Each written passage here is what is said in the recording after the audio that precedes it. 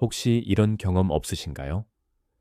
아침에 일어나 거실로 나서면 어젯밤에 벗어둔 외투와 가방, 식탁 위에 아무렇게나 쌓인 우편물 때문에 하루가 무겁게 시작되는 기분.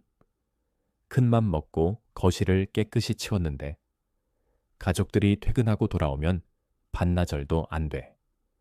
다시 어수선함이 제자리로 돌아오는 끝없는 굴레. 이 반복되는 어수선함에 지치시진 않으셨나요? 반나절도 안 돼. 이 집이 금방 어수선해지는 이유는 바로 거실의 특정 장소 때문입니다.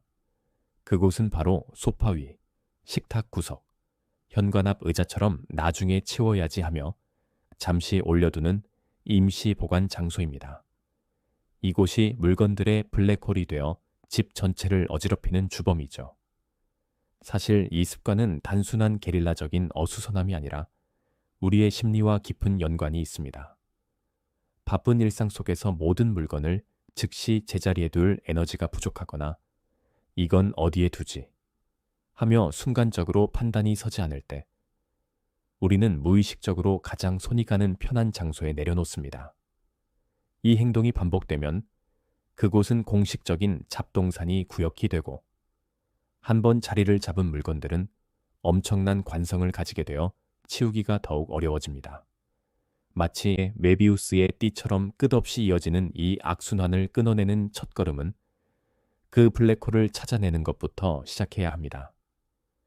지금 스마트폰 카메라를 켜고 거실을 360도로 천천히 돌며 함께 체크해 보세요. 소파 위에 쌓인 옷가지, 테이블 위에 우편물 더미, 현관에 방치된 신발 상자. 여러분의 집에서도 이런 임시 보관 장소가 보이시나요?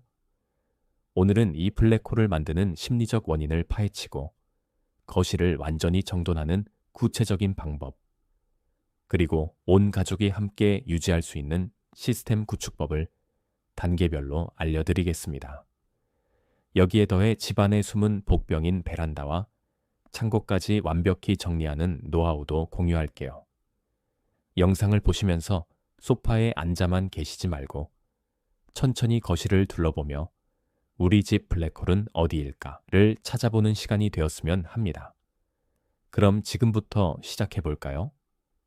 첫째, 거실의 물건들, 휴식 공간을 스트레스 공간으로 만드는 주범들. 거실은 가족이 함께 모여 에너지를 충전하고 대화를 나누며 휴식을 취하는 집의 심장과도 같은 곳입니다. 하지만 이 공간이 임시 보관 장소로 전락하는 순간 편안한 휴식은 스트레스로 변질됩니다. 여기서 중요한 개념은 시각적 소음, 즉 비주얼 노이즈입니다. 우리가 인식하지 못하는 사이에 뇌는 어수선한 환경에 모든 정보를 처리하려고 에너지를 소모합니다. 이로 인해 피로가 쌓이고 결국 진정한 휴식을 취할 수 없게 되죠. 이제 거실을 가득 채우는 주요 물건들을 하나씩 점검해 보시죠. 리모컨, 충전기, 케이블 더미. 테이블 위를 보면 TV 리모컨, 에어컨 리모컨, 셋톱박스 리모컨이 여기저기 널브러져 있고 그 옆에는 어떤 기기의 것인지도 모를 충전기와 케이블 뭉치가 뒤엉켜 있죠. 이 중 정말 매일 쓰는 리모컨은 몇 개인가요? 더 이상 사용하지 않는 기기의 리모컨. 건전지를 갈아도 작동하지 않는 리모컨은 미련 없이 버리세요. 충전기와 케이블 역시 마찬가지입니다. 한번 점검해 보세요. 예를 들어 오래된 스마트폰 충전기가 여전히 자리 잡고 있다면 그건 이제 짐일 뿐입니다. 심화 팁. 작은 바구니나 서랍 한 칸을 충전 스테이션으로 지정하세요. 멀티탭을 넣고 케이블 타이로 선을 깔끔하게 묶어두면 미관상으로도 좋고 기능적으로도 편리합니다. 한 달에 한 번 이 스테이션을 열어 쓰지 않는 케이블을 과감히 비우는 규칙을 세우세요. 예를 들어 지난 3개월간 한 번도 사용하지 않은 충전기는 과감히 버리면 됩니다. 읽지 않는 책과 잡지 더미 언젠가 읽어야지 하며 쌓아둔 책들, 구독했지만 제대로 보지 않은 잡지 더미는 지적 자산이 아니라 지적 부채가 될 수 있습니다. 볼 때마다 읽어야 하는데 라는 압박감을 주기 때문이죠. 특히 거실에 나와 있는 책은 현재 나의 관심사를 반영하는 몇 권으로 충분합니다. 예를 들어 요즘 읽고 있는 소설 한 권과 참고서 한 권 정도면 충분합니다. 심화 팁. 거실 테이블 위에는 지금 당장 읽고 있는 책 단 한 권만 두는 것을 원칙으로 해보세요. 나머지 책들은 책장에 꽂아두고 6개월 이상 손이 가지 않은 책은 내게 필요한 정보가 아니라는 신호로 받아들이세요. 중고 서점에 팔거나 기부하면 다른 누군가에게 유용하게 쓰일 수 있습니다. 한 시청자는 이 방법을 통해 20권의 책을 비우고 그 공간에 식물을 놓아 거실이 훨씬 밝아졌다고 알려주셨습니다. 보지 않는 DVD, CD, 고장난 시계, 깨진 장식품. 스트리밍 시대의 DVD와 CD는 더 이상 필요 없어 먼지 쌓인 짐이 됩니다. 멈춰버린 시계나 이가 나간 장식품은 공간의 좋은 기운을 해치고 볼 때마다 미세한 스트레스를 유발합니다. 물건에도 수명이 있다는 점을 잊지 마세요. 예를 들어 10년 전 여행에서 산 인형은 추억이지만 공간을 차지하는 부담입니다. 심화 팁. 정말 소중한 추억이 담긴 CD나 DVD라면 내용을 디지털 파일로 변환해 클라우드에 저장한 뒤 실물을 비우세요. 깨진 장식품은 사진으로 추억을 간직하고 과감히 버리세요. 추억은 마음에, 공간은 여유롭게 만드는 게 미니멀리즘의 시작입니다. 형태가 망가진 쿠션, 낡은 러그, 벗겨진 가구, 솜이 죽어 딱딱해진 쿠션, 색이 바래고 얼룩진 러그, 인조 가죽이 벗겨지는 소파는 휴식의 질을 떨어뜨릴 뿐만 아니라 위생적으로도 문제입니다. 이런 낡은 물건들은 무의식적으로 우리 집은 낡고 지저분하다는 부정적인 인식을 심어줍니다. 예를 들어 오래된 러그 아래 쌓인 먼지는 알레르기를 유발할 수 있어 주의가 필요합니다. 심화 팁. 물건의 개수보다 질에 집중하세요. 쿠션 5개 대신 정말 마음에 드는 고품질의 쿠션 2개만 두는 것이 만족도가 높습니다. 거실은 나와 가장 소중한 사람들이 머무는 공간이니 그들을 좋은 환경으로 대접한다는 마음으로 정리를 해보세요. 먼지 쌓인 인형, 의미 없는 인테리어 소품, 예뻐서, 허전해서. 사들인 인테리어 소품들이 지금은 먼지조차 닿지 않는 애물단지가 되진 않았나요? 공간을 채우기 위한 소품은 결국 또 다른 짐이 됩니다. 진정한 인테리어의 완성은 물건이 아니라 여백입니다. 텅 빈 벽과 깨끗한 선반이 주는 안정감과 평화로움을 느껴보세요. 심화 팁. 3개월 동안 바라보아도 아무런 감흥이 없는 장식품이라면 과감히 비움 대상으로 분류하세요. 빈자리가 주는 평온함을 즐기며 계절마다 작은 꽃병에 생화를 꽂아두는 것만으로도 집안 분위기가 훨씬 생기 있게 변합니다. 이제 거실의 숨은 공간 도둑도 점검해 보시죠. 테이블 위는 잡동사니 집결지, TV 주변은 케이블 지옥, 소파 틈새는 물건 아지트입니다. 테이블 위는 아무것도 없이 또는 장식품 하나 정도만 남기고 TV 케이블은 사용하는 기기만 연결하세요.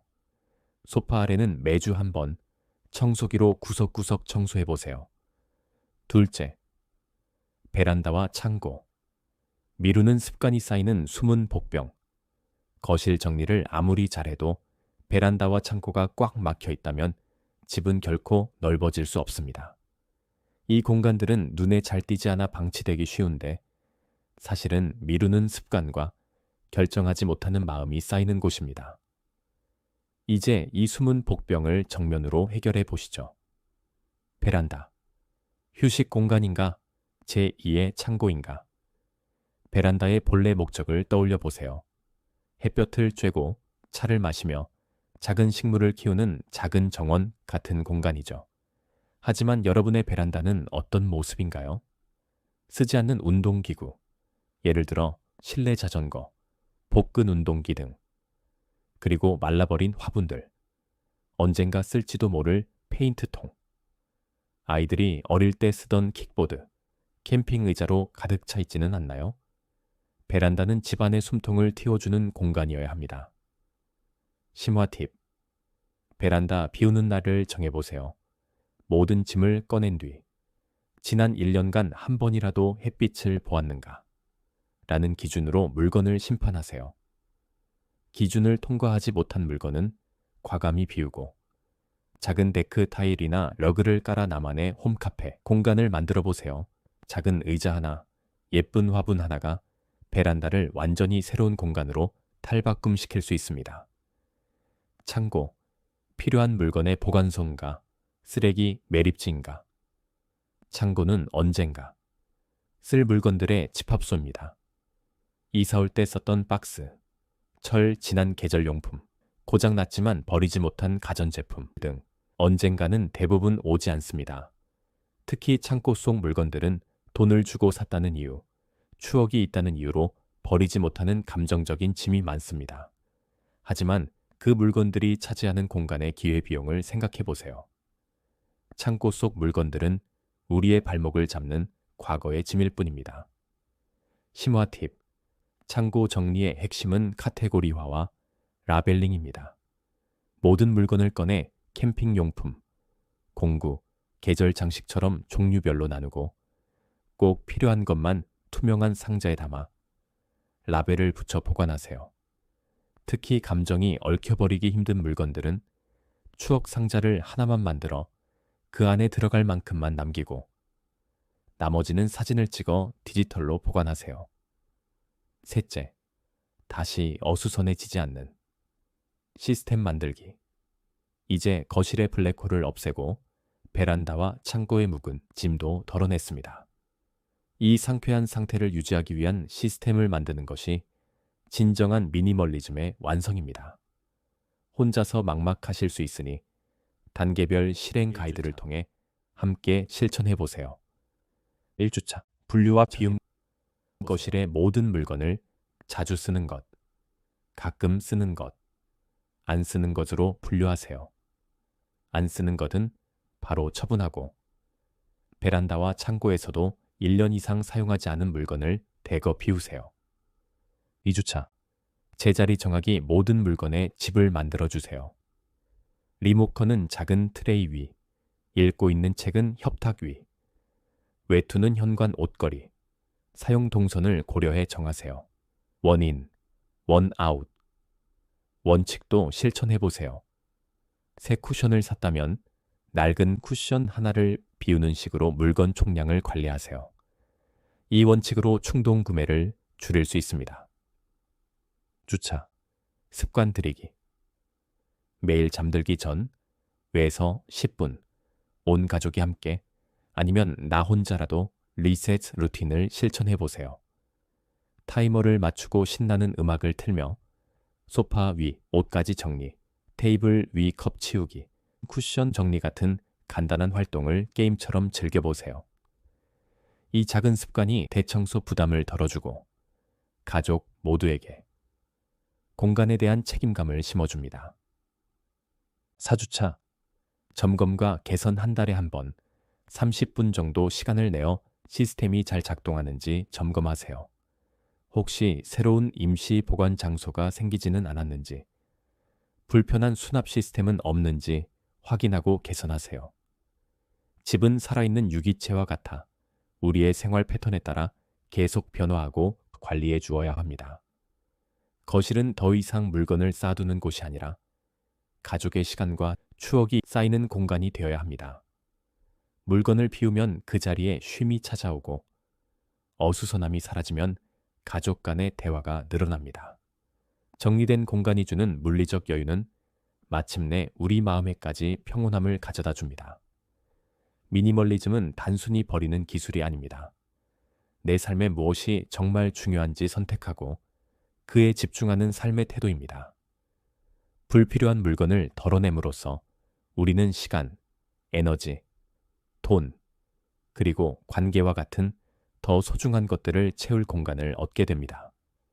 오늘 영상을 보시고 여러분 집에서 가장 먼저 없애고 싶은 임시 보관 장소는 어디인가요? 그곳을 채우고 있던 물건은 무엇이었나요? 물건의 짐에서 벗어나 진정으로 중요한 것들로 가득한 삶. 여러분의 삶이 더욱 가볍고 풍요로워지길 진심으로 응원합니다. 지금까지 행복 인생이었습니다. 감사합니다.